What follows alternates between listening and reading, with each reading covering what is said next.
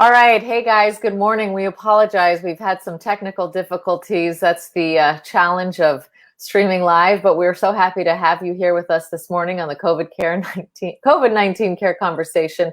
We are jumping into a conversation with folks from the Honolulu Board of Realtors. We want to talk about a headline we saw yesterday, just a huge decline of reported sales for the month of May, but it's not all bad news as far as we understand. We want to welcome Suzanne Young and Tricia Nekota. Thank you so much for being here, ladies. And if you could tell us, Suzanne, we'll start with you. Those numbers made for a pretty surprising headline yesterday, but tell us what more there is behind those numbers. Yes, as we expected, we were going to see a decline due to the stay-at-home orders for April and May. And April certainly was the start of the worst of it. But I think the good news is that all of the indicators are trending back positive. So people who have taken their properties off the market, people who've canceled escrows, you're starting to see that recover. And so I think Tricia has, as our president and active realtor, she can give you a pulse of what actually is going on in the industry right now. Hi, everyone. Thank you so much for having me. Just as Suzanne said, in the beginning when the stay-at-home work order, and the pandemic, hit us, it impacted our market and real estate was on pause. Lately, though, the activity has certainly picked up. And this in large has to do with, how people are outside looking in and how they're feeling. They're feeling a sense of more confidence, a confidence in that like our economy is starting to recover. And so when people start seeing things reopening up, they will also feel like, okay, I feel good about this. So hence the reason why properties that were taken temporarily off the market are coming back on. We are seeing, more activity, more buyers out there, more sellers feeling again confident in the market at this time. Suzanne, I want to ask you, we've seen, of course, over the years, Hawaii's real estate market, just the prices continuing to go up and up and up. Cost of living, of course, one of the highest here in the state of Hawaii. Do you think something like this, a pandemic, may cause some of those prices to go down? And are we seeing any sort of fluctuation in the overall median prices for homes and condominiums because of the impact of this overall pandemic? Actually, I think it's the same problem that we have had before COVID. Hawaii has a lack of inventory, and that's happening around the country as well. But this just made it more challenging when people took their properties off the market, right? And that's basic supply and demand. When you have fewer properties that are available, the prices go up. So while the sales volume, the number of sales has gone down, the median prices are still going up. So we need our elected officials to, in any way that they can, help increase the inventory that's out there. And I think we're doing our part as realtors to give, as Tricia said, confidence to the sellers and the buyers out there. And, we've had studies on the national level that have shown that consumer confidence is there.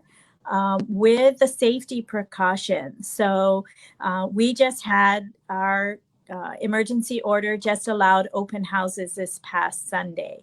So anybody who was out there in the market saw that people were wearing face masks, no more than 10 people allowed at a time, social distancing, hand sanitizers, all of those things are what we know are giving confidence to buyers and sellers that they can get back out there. And I think now is a perfect time. Those interest rates are historically low. So this is a great time for anyone who is able to buy to go ahead and do so. Tricia, what have those open houses been like? I know that I'm sure there are a lot of you and your colleagues were itching to get back to work.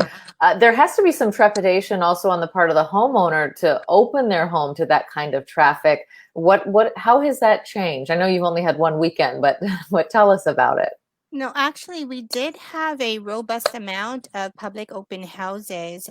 Yes, realtors were definitely wanting to showcase their properties to the public, but keeping health and safety a top priority, as Suzanne has said, um, if owners do have reservations, and realtors do as well, I will be honest, this is Mhm. why we can use the technology in the best way, shape, and form.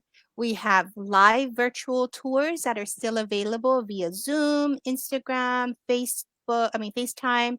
They can do all of these things to really satisfy the needs of their maybe concerns of their owners. And showcase the home in that manner as well. So there's that technology availability still. We like to call this time definitely and moving forward a hybrid model where we will use the traditional open house style and method, but also incorporate those technology virtual open houses that a lot of people do certainly appreciate during this time where they might feel still very cautious, with just opening up their doors.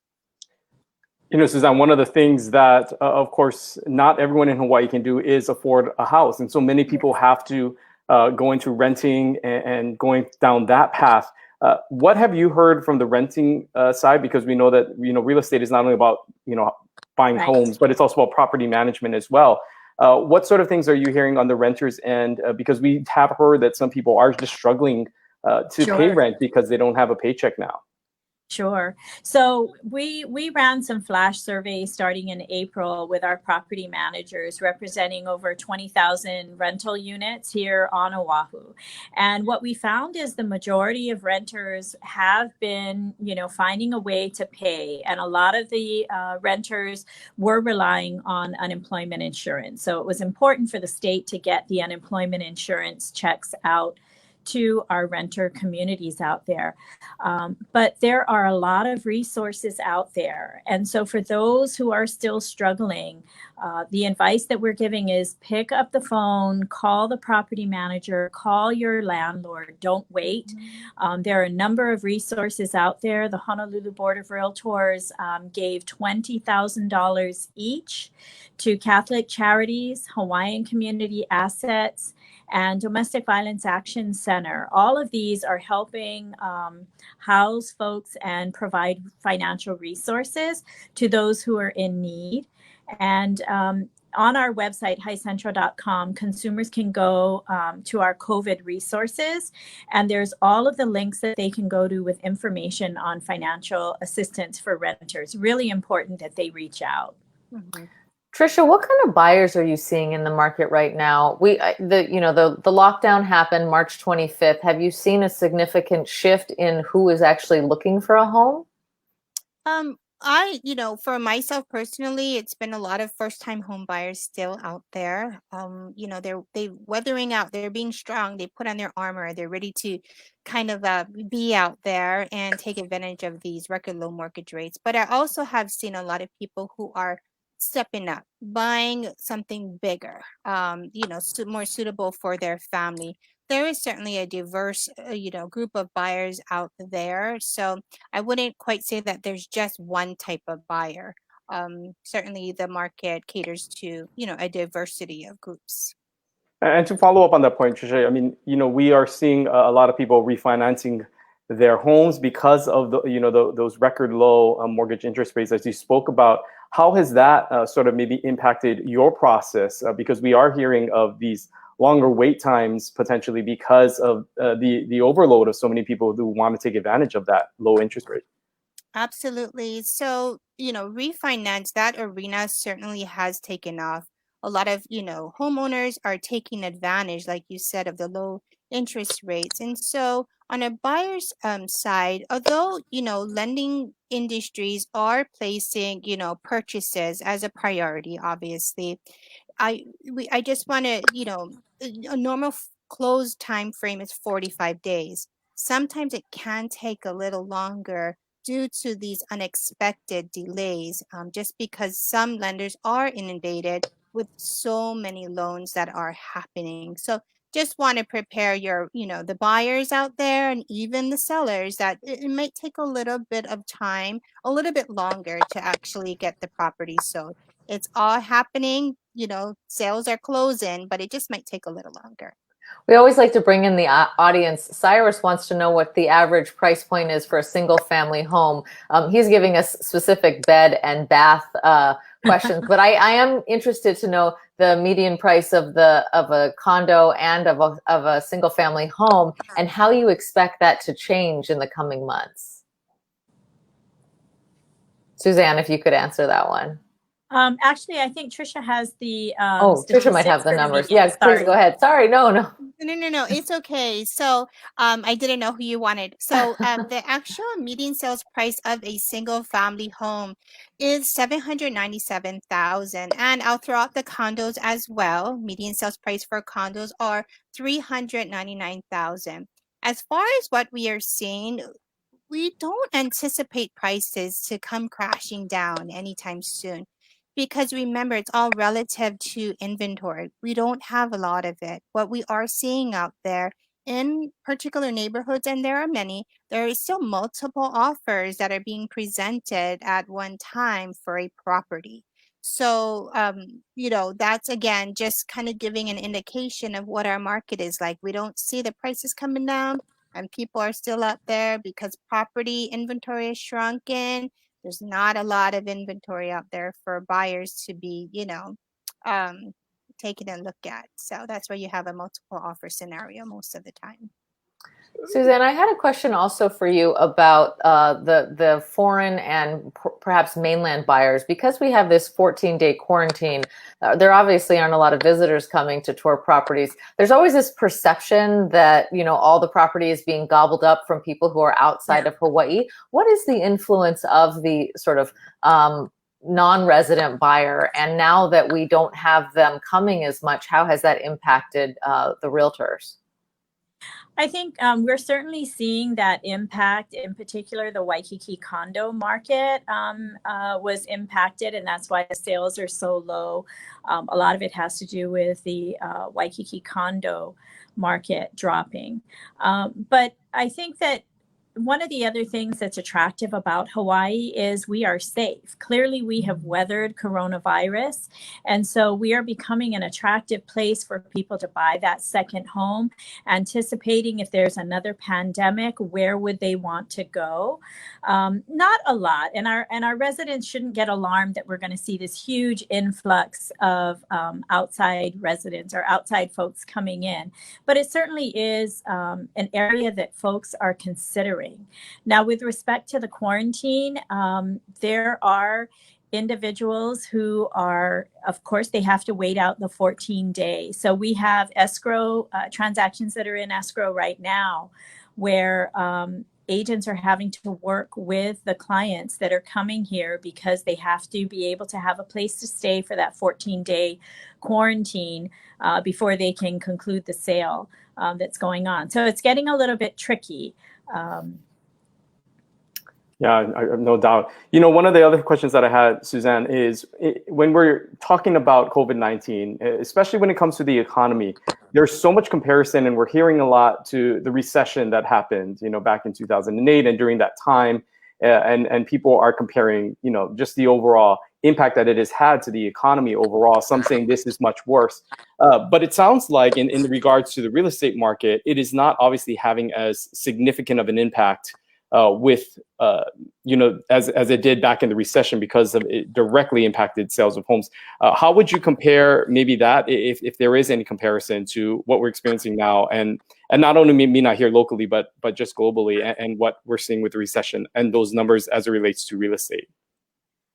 Yeah, we've had some studies on the national level, and the indication is that sellers and buyers we had a very strong market pre-COVID. We were in a very, very good market, and the numbers were proving to be very, very great for 2020. What we're seeing in the surveys for buyers and sellers out there is 75% of buyers and sellers are ready to get back into the market within a 2 to 3 month time frame from when the stay-at-home orders are lifted. So that is a healthy number of people really feeling comfortable that they can get back in to the market. That said, though, I think people will be a little more cautious of whether or not their financial situation allows them to be able to buy. So we do think that that may have, some impact on the volume of sales activity that we have.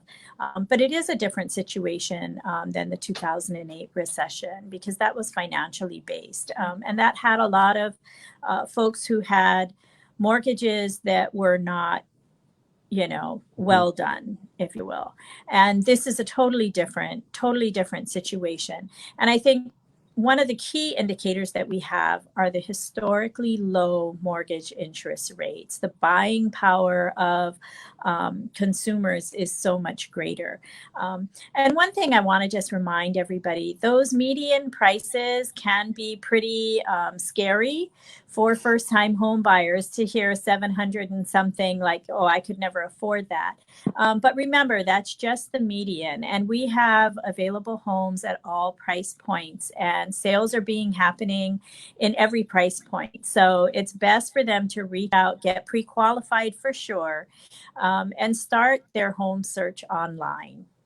Tricia, if folks are wanting to head out to an open house this weekend, should they call the house that they want to look at ahead of time? What is the protocol now, or is it the same as always, that you just sort of show up and you wait outside, make sure there's not 10 people in the house? How should buyers go about actually going to see these open houses?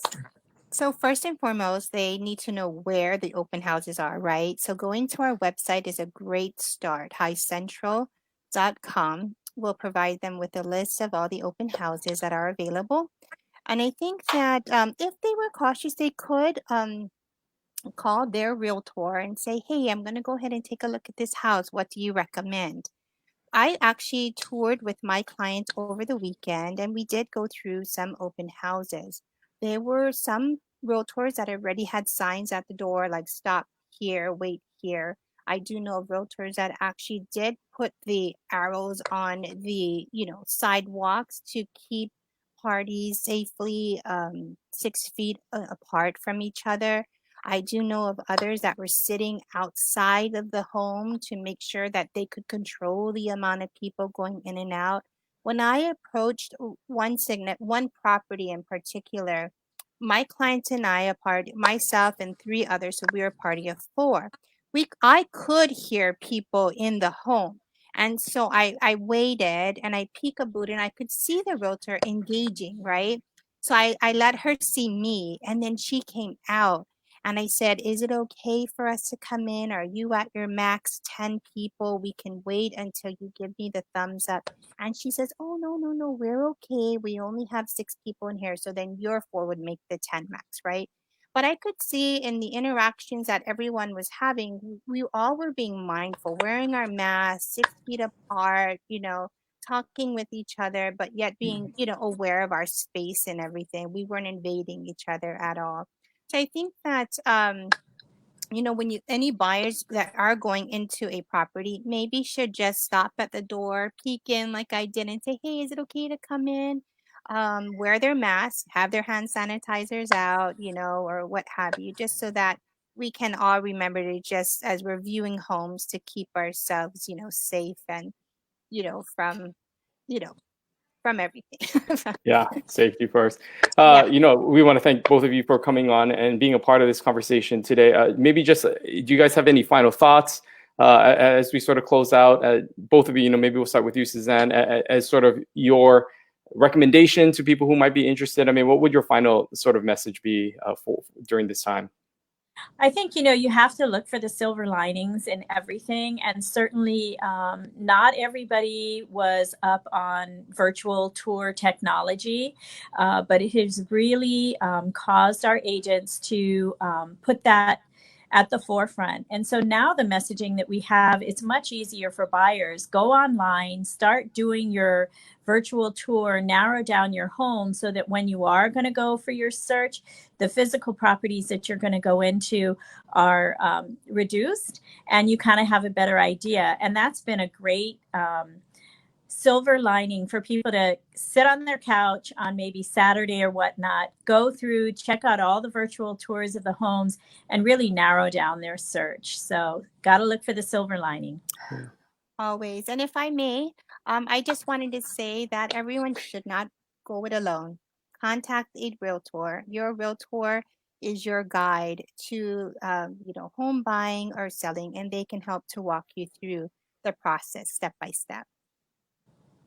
Okay, thank you so much for being here. We really appreciate your insight, especially after seeing that headline yesterday. It's great to get a little bit of context behind those numbers. So thank you so much, Tricia Nekota and Suzanne Young from the Honolulu Board of Realtors. Thank you so much for being here this morning. Aloha. Thank you for having us. Aloha. Thank you very much.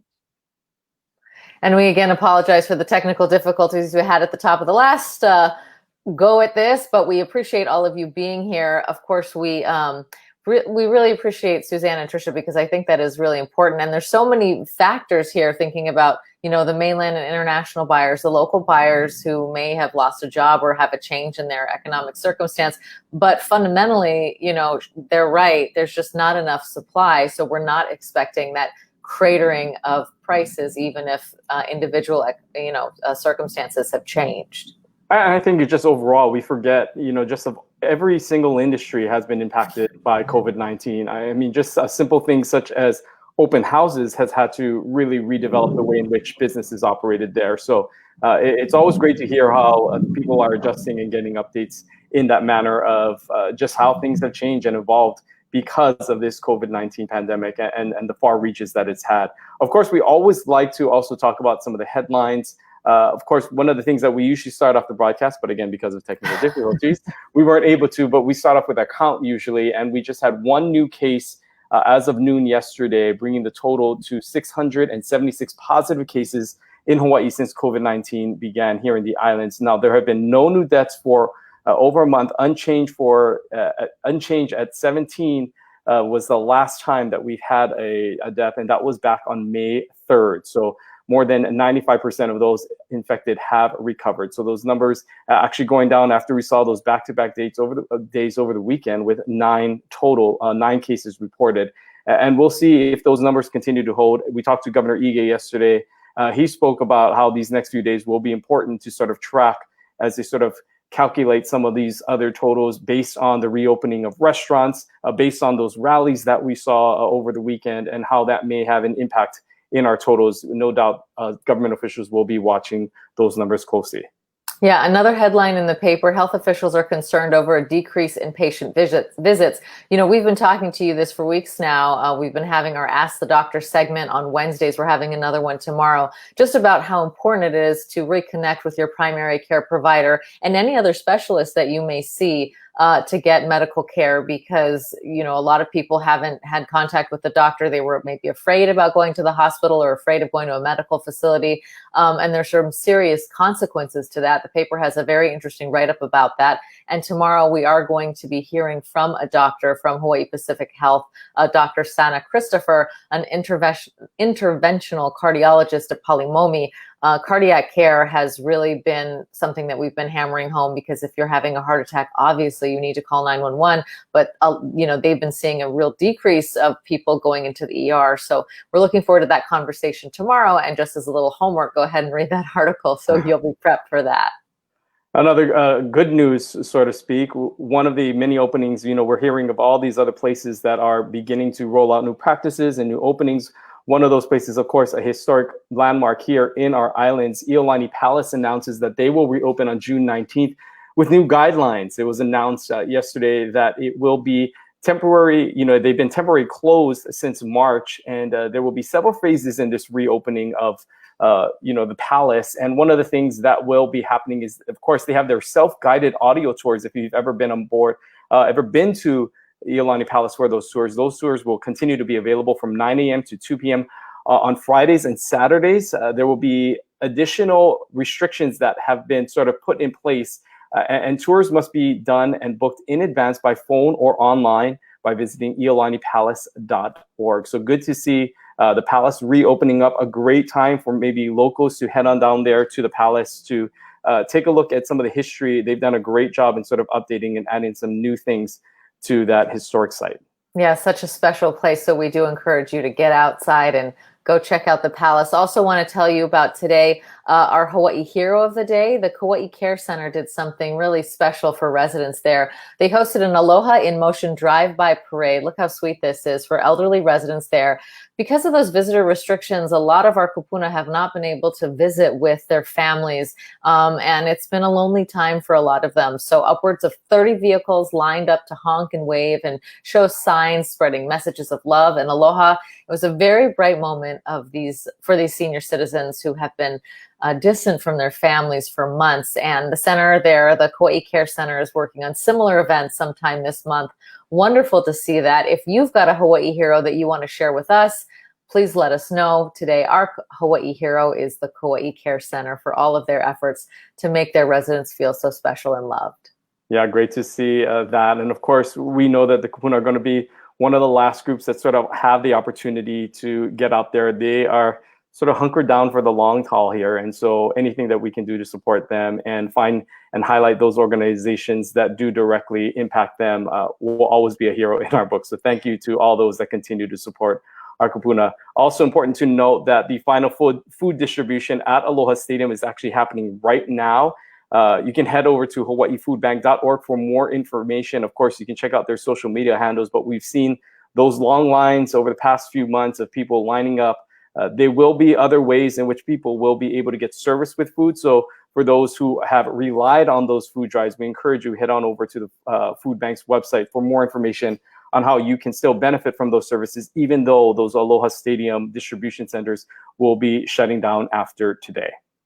We mahalo all of you for being here this morning. We apologize again for those technical difficulties. We'll have that all ironed out by tomorrow. Tomorrow, again, we'll have the Ask the Doctor segment. And then on Thursday, we're going to be talking about a new economic recovery plan. A bunch of community organizations and different businesses all getting together to uplift Hawaii. That's the name of the program, and that's what they're hoping to do. And then on Friday, Ryan, I know something very near and dear to your heart, and that is the UH Athletics Director, Dave Matlin. That's right. Not only me, but a lot of UH fans are looking forward to seeing some sort of return to normalcy and football season around the corner. Of course, Wahine Volleyball. We'll talk to him about how those changes are going to be implemented with travel of athletes and teams coming in to play the University of Hawaii, getting an update on some of the seasons that have sort of these seniors from last year, or this year, I should say, that are going to be able to compete again next season because of that NCAA waiver. All of that, we'll be excited to talk and get an update with Dave Matlin. Again, that is on Friday. So another full week ahead of us. Again, we thank our sponsors, the Hawaii Executive Collaborative and Hawaii Pacific Health, for allowing us to have this conversation with all of you. Thank you for tuning in and bearing with us. This is actually our first time that we ran into technical difficulties of this degree. So we've had a pretty good stretch. We were overdue for something, but thank you for sticking around and for being with us. Hopefully that won't happen tomorrow, and we'll see you right back here at 10:30. Aloha. Aloha.